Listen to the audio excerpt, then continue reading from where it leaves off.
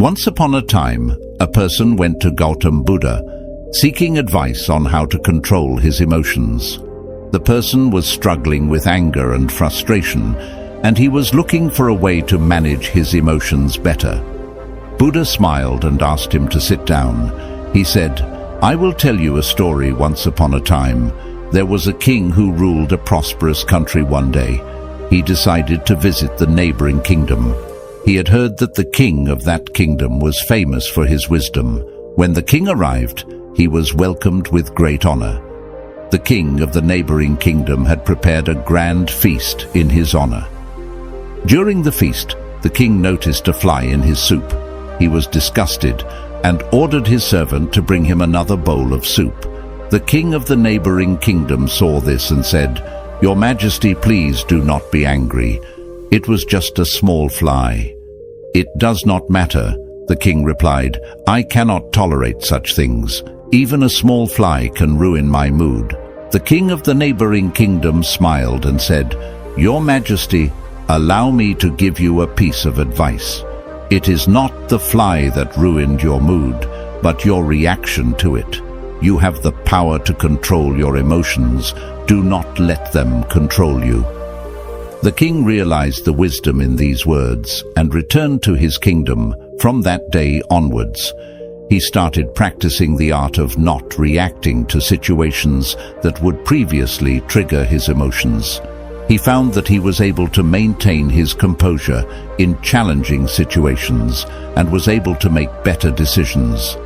The power of not reacting is an important lesson for all of us. We often react to situations without thinking, and this can lead to negative consequences. Reacting to situations with anger and frustration can damage our relationships with others and hinder our ability to make clear-headed decisions. However, it is important to understand that not reacting does not mean that we should suppress our emotions. Emotions are a natural part of our human experience, and is important to acknowledge them. Instead of reacting impulsively, we should take the time to process our emotions and respond in a thoughtful manner. In another part of the world, there lived a young man named Michael. Was a very emotional person, and he often reacted impulsively to situations that upset him. He would get angry and say hurtful things, which would lead to arguments and hurt feelings. One day, Michael decided to take control of his emotions.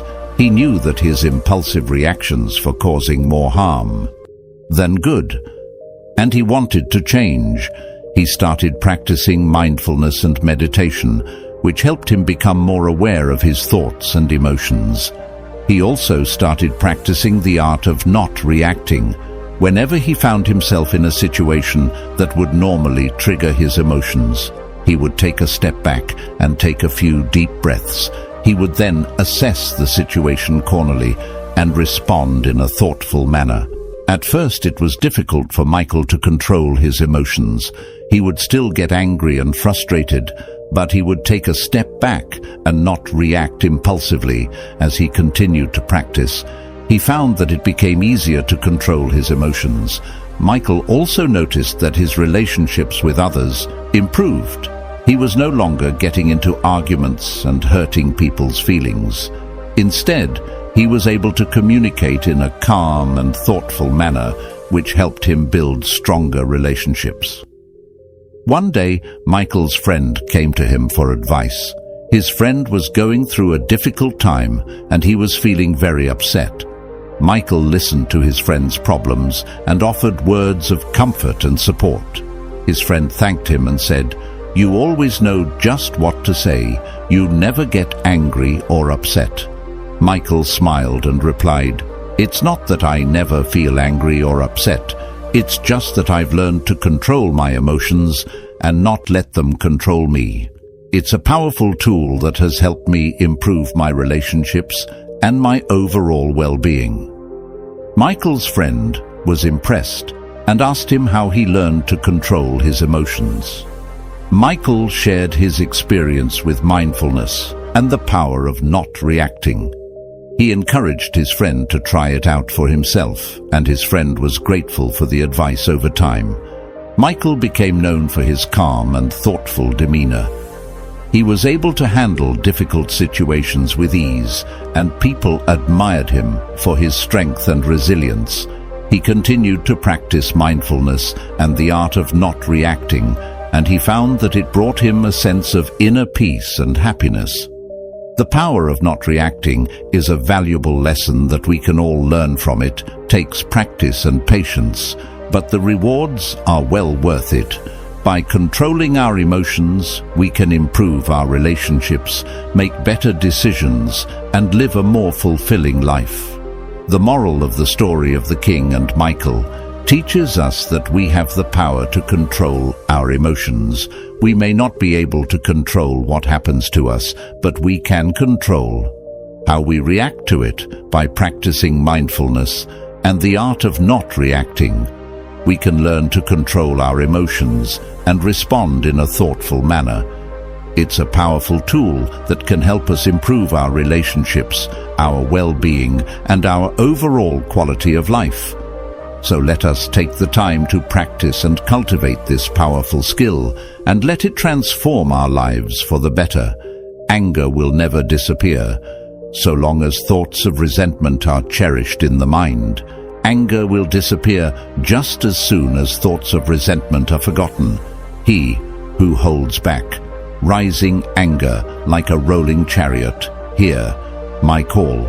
A real driver, other people are but holding the reins. Holding on to anger is like drinking poison and expecting the other person to die. One who conquers himself is greater than another who conquers 1,000 times 1,000. On the battlefield, do not be led by your reactions, be led by your actions. Peace comes from within. Do not seek it without inner controversy. The instant we feel anger, we have already ceased striving for the truth and have begun striving for ourselves. The mind is everything. What you think, you become. You will not be punished for your anger. You will be punished by your anger. The root of suffering is attachment. If you want others to be happy, practice compassion. If you want to be happy, practice compassion. Letting go gives us freedom, and freedom is the only condition for happiness. If in our heart we still cling to anything, anger, anxiety, or possessions, we cannot be free. Better than 1,000 hollow words is one word that brings peace. All that we are is the result of what we have thought. Respond. Don't react. Respond with reason. Not emotion in the end. Only 3 things matter: how much you loved, how gently you lived, and how gracefully you let go of things not meant for you. He who experiences the unity of life sees his own self in all beings and all beings in his own self, and looks on everything with an impartial eye. Happiness never decreases by being shared. We are shaped by our thoughts. We become what we think. Do not dwell in the past. Do not dream of the future. Concentrate the mind on the present moment. 3 things cannot be long hidden: the sun, the moon, and the truth. The only way to find true happiness is to let go of your attachment to things and people. The mind is everything.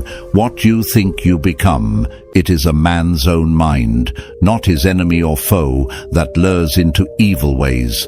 An idea that is developed and put into action is more important than an idea that exists only as an idea. There is no fire like passion. There is no shark like hatred. There is no snare like folly.